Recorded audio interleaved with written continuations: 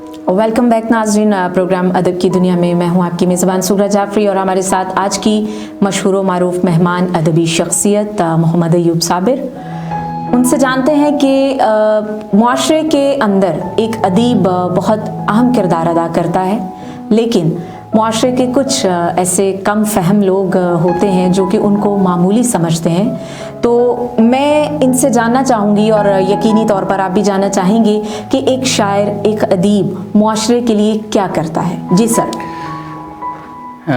एक शायर और एक अदीब ये माशरे के लिए एक रहनुमा और एक मुहर्रक का दर्जा रखता है।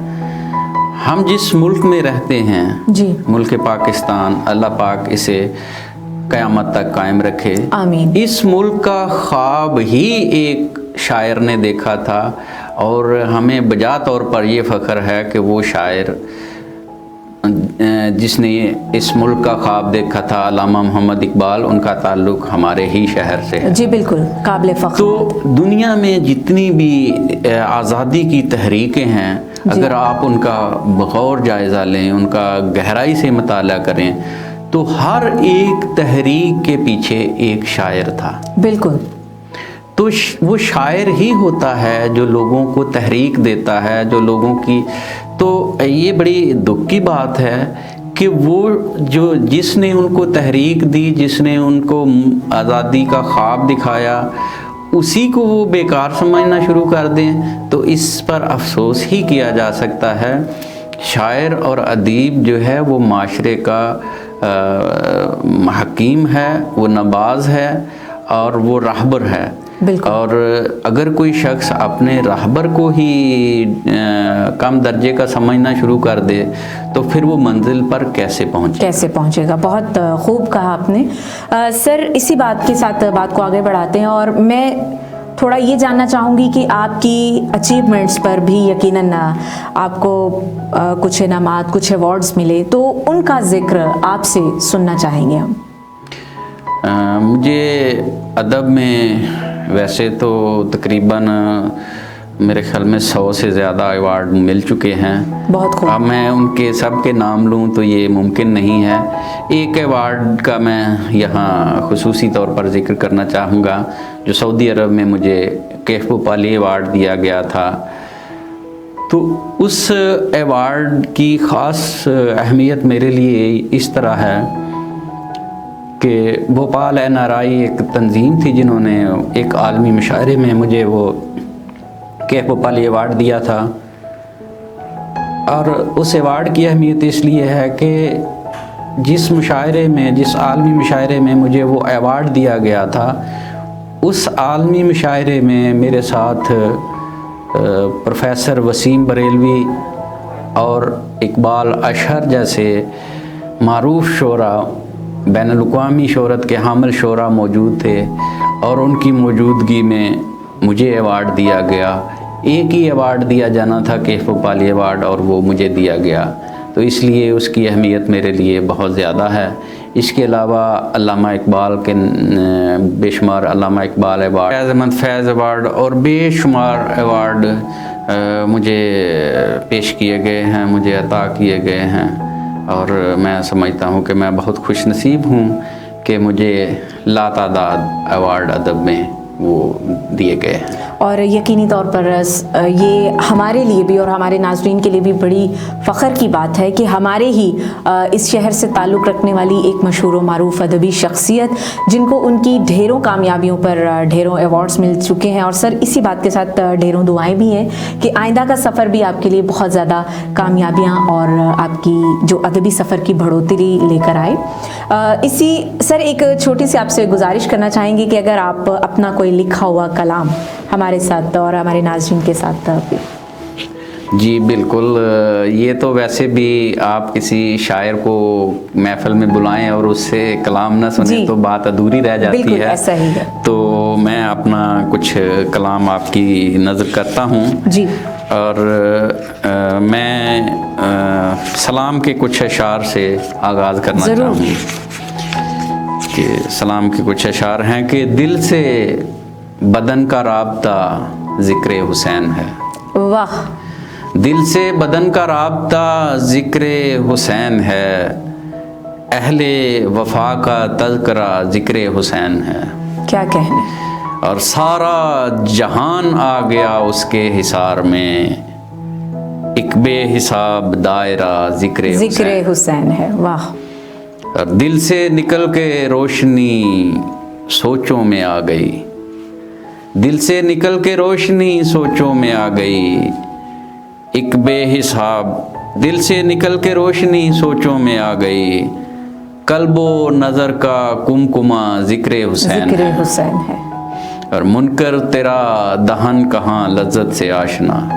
वाह। मुनकर तेरा दहन कहाँ लज्जत से आशना, वरना ज़ुबां का जायका ज़िक्र हुसैन। और आमाल के ख़जाने में रखना संभाल कर, आमाल के ख़जाने में रखना संभाल कर, बख्शिश का एक वास्ता ज़िक्र हुसैन है।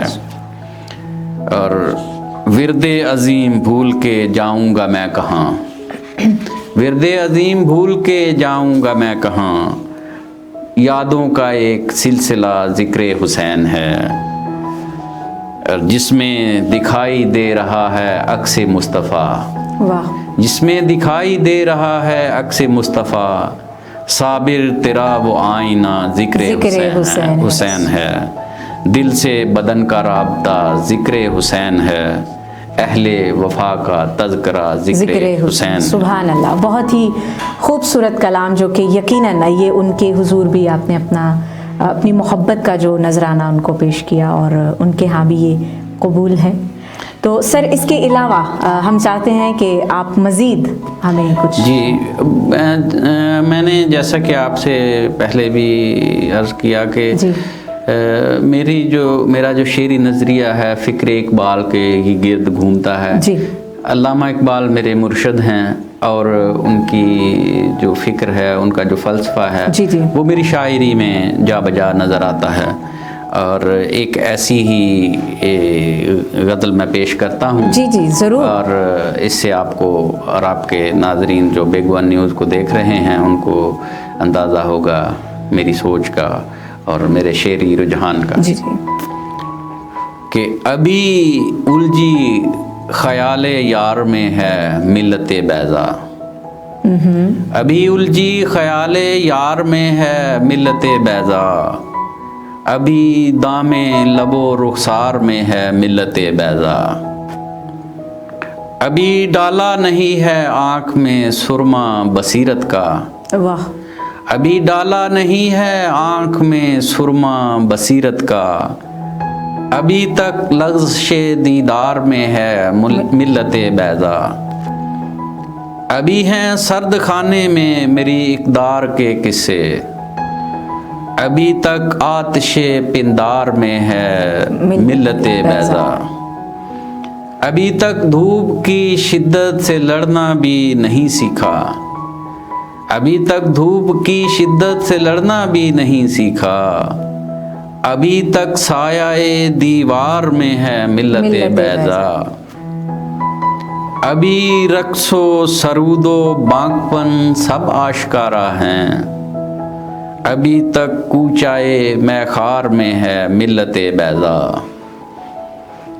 अभी तक कौम के सूदो ज़ियां को का भी नहीं सोचा, अभी तक कौम के सूदो ज़ियां का भी नहीं सोचा, अभी तक नाज़-ए दिलदार में है मिल्लते बैज़ा, अभी बाहर नहीं निकली किसी की बेवफाई से, अभी अग़यार के प्रचार में है मिल्लते बैज़ा,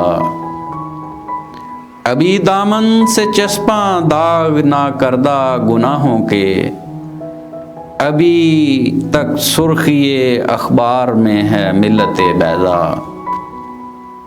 अभी तक अपने बाजू पर भरोसा ही नहीं इसको, अभी तक अपने बाजू पर भरोसा ही नहीं इसको, अभी तक मगरबी दरबार में है मिल्लते बैज़ा, अभी तक दस्त बस्ता है हुजूम आरज़ू साबिर, अभी तक दस्त बस्ता है हजूमे आरज़ू साबिर, अभी तक ख्वाहिशे दस्तार में है मिल्लत बैज़ा, वाह, अभी उलझी ख़याले यार में है मिल्लत बैज़ा, अभी दामे लबो रुखसार में है मिल्लत बैज़ा। बहुत खूब, बहुत मैं ये कहूँगी कि दिल को सुकून भी मिला, और यकीनी तौर पर आपने जो कहा कि फ़िक्र इकबाल जो है वो भी मतलब उसका रंग भी आपकी शायरी में दिखता है, तो यकीनी तौर पर दिखा।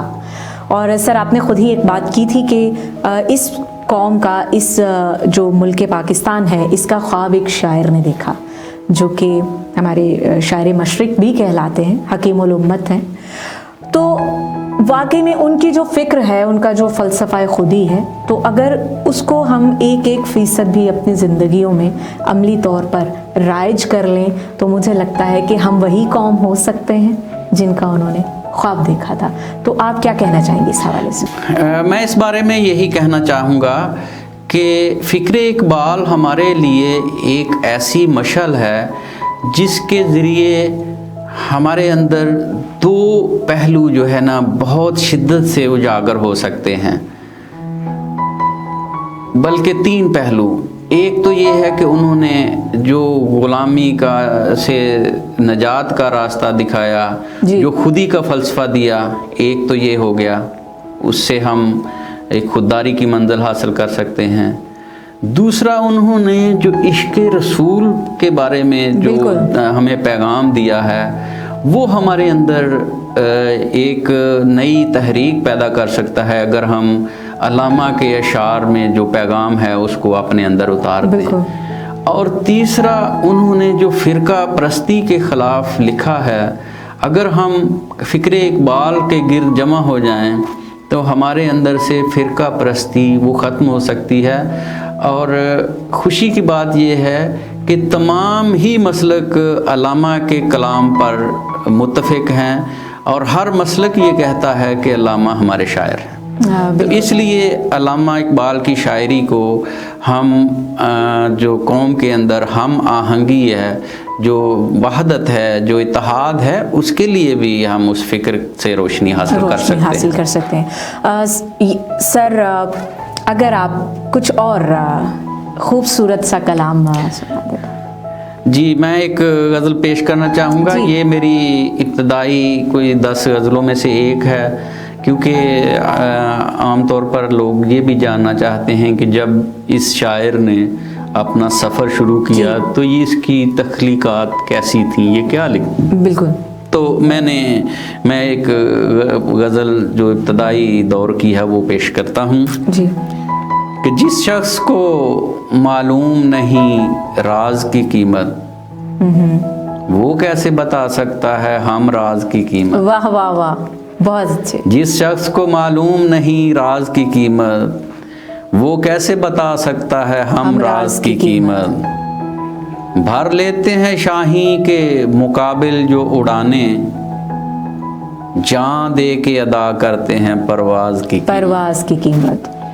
और शेर देखिए और याद भी रख लीजिएगा कि सीने पे लगा तमगा कहीं बेच ना देना, सीने पे लगा तमगा कहीं बेच ना देना, बाजार में मिलती नहीं एजाज की कीमत। वाह वाह वाह वाह, बहुत खूब। और तहजीब की पोशाक पहन रखी है तन पर, तहजीब की पोशाक पहन रखी है तन पर, मैं जानता हूँ मशरकी अंदाज की कीमत। क्या कहने। और अनमोल है वो जिसने पिया जामे शहादत, अनमोल है वो जिसने पिया जामे शहादत, हम कैसे लगा सकते हैं जाबाज की कीमत। और पहचान नई उसने गुलामों को अता की, पहचान नई उसने गुलामों को अता की, महमूद समझ सकता है अय्याज की कीमत। और इसके वो कभी दाम में आया ही नहीं है, सयाद से मत पूछिए शाहबाज की कीमत। मुश्किल है कोई बात इशारों की ज़ुबान में, गूंगा ही समझ सकता है आवाज़ की कीमत। आवाज़ की कीमत। और मकता है कि हिम्मत से कदम आगे बढ़ाते रहो साबिर, मंजिल पे अदा होती है आगाज़ की कीमत। क्या कहने, बहुत खूब। ये जो आपकी गज़ल जो कि आपने अभी हमें और हमारे नाजरीन के गोश गुजार की सर, बहुत ही खूबसूरत से इससे पैगाम भी मिलता है। अगर हमारी आज की जो यूथ है, नौजवान है, तो उनके लिए एक इसके अंदर इखलाकी सबक भी मौजूद है कि जिसमें हम अपनी ज़िंदगी में क्या कर रहे हैं, हमारी क्या प्लानिंग्स हैं, हम उसके अकॉर्डिंग भी बहुत कुछ फ़ैसले लेते हैं ज़िंदगी में। तो कुछ चीज़ें हैं जिनकी कदर करना और कदर किए बगैर गुजारा नहीं, चारा नहीं, तो हमें उनकी कदर बर वक्त करना होगी। ये बड़ा ही खूबसूरत सर आपका कलाम, जो कि एक बड़ा प्यारा सा मैसेज जो कि हमारे तमाम देखने वालों तक पहुंचा होगा। और इसके अलावा सर आप कुछ। जी, ये गज़ल पेश करता हूँ कि मैं तख्ते सुलेमान कहाँ मांग रहा हूँ, वाह, बस कौम से एहसासे ज़िया मांग रहा हूँ। अब कौन मेरे माजी की रूदाद सुनाए, किरतास के मलबे से ज़ुबां मांग रहा हूँ। और बरसों से खड़ा एक ज़मीं बोस महल पर, बुनियाद से अज़मत का निशान मांग रहा हूँ। वाह। मैं खाने का हर एक दरो बाम गिरा दे, मिल्लत से कोई ऐसा जमा मांग रहा हूँ। इस शब के अंधेरे से अभी रोशनी फूटे, मैं वक्त सहर हुक्म अज़ा मांग रहा हूँ। और बाकी है तपश अब भी मेरी शोला नवा में, मैं आग से थोड़ा सा धुआं मांग रहा हूँ। हर शख्स को 2 वक्त की रोटी हो मयसर, मुद्दत से कोई ऐसा जहां मांग रहा हूँ। और हर एक को अता होती नहीं दर्द की दौलत, सफ़ाक से क्यों दर्द नेहा मांग रहा हूँ। हैरानी से पत्थर ही ना हो जाएं ये साबिर, आँखों से फ़कत अश्के रमा मांग रहा हूँ। बहुत खूब, बहुत शुक्रिया सर, आपने इतने खूबसूरत कलाम भी प्रोग्राम में पेश किए जो कि यकीनन नाजरीन को भी बहुत पसंद आए और मुझे ज़ाती तौर पर बहुत ही अच्छा लगा। बहुत खूबसूरत ये वक्त था जो कि बहुत ही जल्दी बीत गया। तो जी नाजरीन, आज शहर इकबाल की बहुत ही मशहूर व मारूफ अदबी शख्सियत मोहम्मद अयूब साबिर साहब जो कि हमारे साथ मौजूद हैं, जो कि मशहूर शायर और कालिम निगार भी हैं, और इनकी बहुत सी तालीमी खिदमात, अदबी खिदमात हैं जिनका कि हमने ज़िक्र किया प्रोग्राम में। तो इंशाल्लाह इस प्रोग्राम में दोबारा हाजिर होंगे एक नई शख्सियत के साथ। तब तक के लिए मुझे इजाज़त दीजिए। अल्लाह हाफिज़, अल्लाह निगहबान।